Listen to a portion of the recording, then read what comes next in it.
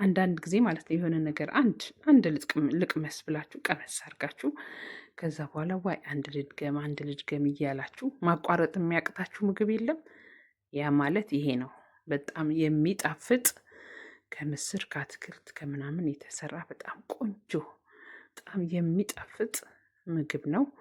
ይህንን ምግብ ከፈለጋችሁ እንደ ሃምበርገር እንደ በርገር ማለት ነው እንደዚህ ክብ ክብ አድርጋችሁ ዳቦ ላይ አድርጋችሁ መብላት ትችላላችሁ። በጣም ጣፋጭ ነው።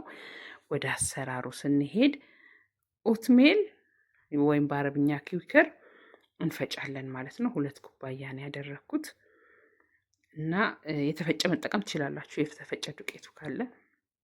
ከፈጨን በኋላ ዘፍዝፌ ያዘጋጀሁት ምስር ነበር።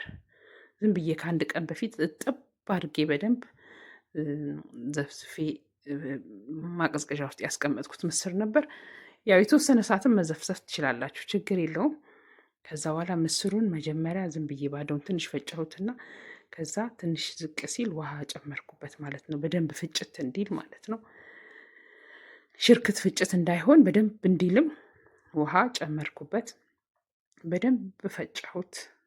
እንደምታዩት በደንብ አድርጌ ነው እንዳያችሁት ውሃ እየጨመርኩኝ ቀስ እያልኩ በደንብ ፈጨሁት። በደንብ ከተፈጨሁ በኋላ ወደ ሌላ እቃ ገለበጥኩት ማለት ነው።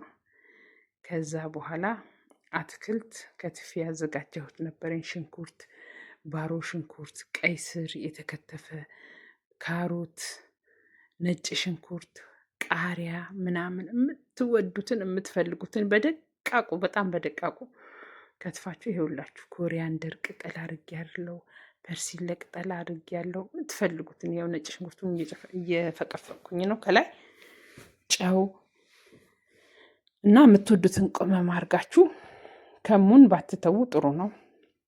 ሁልጊዜ ጥራጥሬ ነገር ስትሰሩ ወይም ጥቅል ጎመን ነገር ምናምን ከሙን በጣም አስፈላጊ ነው። አደረኩኝ። ትንሽዬ ደግሞ ዱቄት ጨመርኩበት እና እንደምታዩት በደንብ እናደባልቀዋለን ማለት ነው። በደንብ ነው የምናደባልቀው። ከዛ በኋላ እጃችን ላይ እንደዚህ ጨበጥ አድርገን እናየዋለን። ይያያዛል አልያያዝም፣ ትንሽ እንደመያያዝ ማለት አለበት። እንደመያያዝ ካላለ አንሶታል ማለት ነው እና ዱቄት ተጨማሪ ትንሽ ያስፈልገዋል ማለት ነው። ወይ ኦትሜል ወይ ዱቄት ታደርጉበታላችሁ ማለት ነው። እኔ እዚህ ጋር እየሞከርኩት ነው እንደሚያያዝ እና እንደማይያያዝ። ከዛ ይቀረዋል። ምክንያቱም ትንሽ እንዲህ ስትይዙት እጃችሁ ላይ እንደመያያዝ ካላለ ስታስገቡት ልጠብሱት ስትሉ ሊፈረካከስ ሊበተን ይችላል። ስለዚህ እኔ ያስፈልገዋል ሳየው እንዲህ ራሱን ችሎ እንትን ስላላለ ጨመርኩበት። ትንሽ ዱቄትና ውሃ ጨመርኩበት ማለት ነው። ከዛ እናማስለዋለን።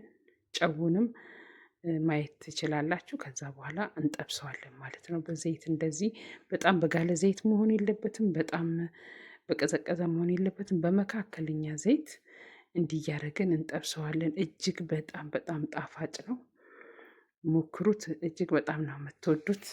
እንደነገርኳችሁ እንደ በርገርም ሰርታችሁ ዳቦ ላይ አድርጋችሁ መጠቀም ትችላላችሁ። በጣም ብዙ ሰዎች አቅምሰናቸው በጣም ነው የወደዱት።